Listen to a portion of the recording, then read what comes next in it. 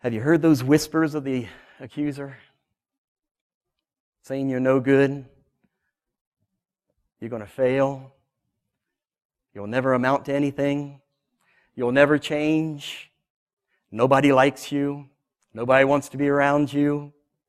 All of those accusations, all of those thoughts that come, and Satan is just pouring them out before the throne of God, and simultaneously the Lord is fighting for you, speaking of the good in you, speaking of His praise and His love and His affection for you. Here in Luke chapter 22, verse 31, we see it so clearly. Simon, Simon, behold, Satan has demanded permission to sift you like wheat.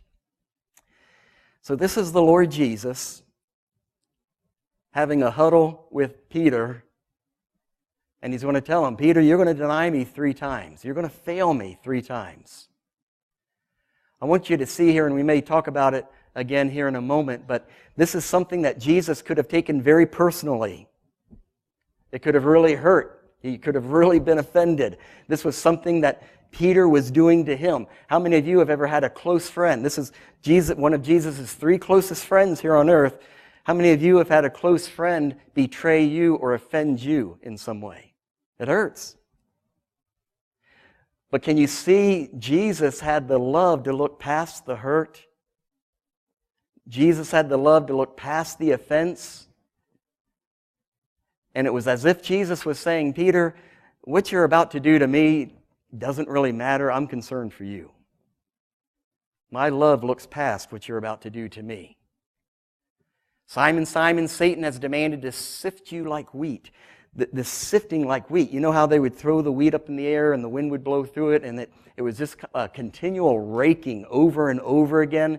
And that's what he's describing here.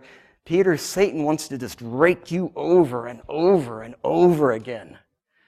He wants to just grind it into you how worthless and defeated you are. Satan wants you to give up.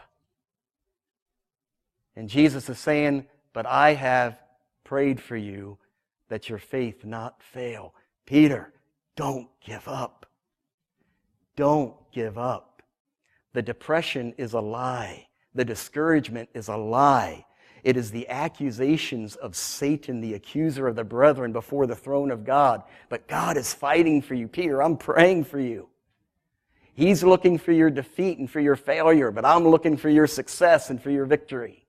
I've prayed for you that your faith, what? Don't give up. No matter how black, how bleak, how bad things look, don't give up. I don't want your faith to fail. And once you have turned again, do what? Strengthen your brothers. Of course you're going to fail. Of course you're going to know defeat. I want to tell you something. Some of the greatest leaders in this world, of the nations, have been men who suffered terrible defeats and failures. And you know what? They didn't get where they got, and they didn't get the successes and the victories they got without being defeated first, without failing first. Failure teaches us so much. And I'm not advertising failure and saying, go out and fail, but just live a day or two and you're going to fail somewhere. But learn from it. It teaches you so much. Once you've turned again, once you're coming out of the failure, you've got a job to do. That's when you can really be used to strengthen and encourage your brothers. Now get to the task. Don't just give up.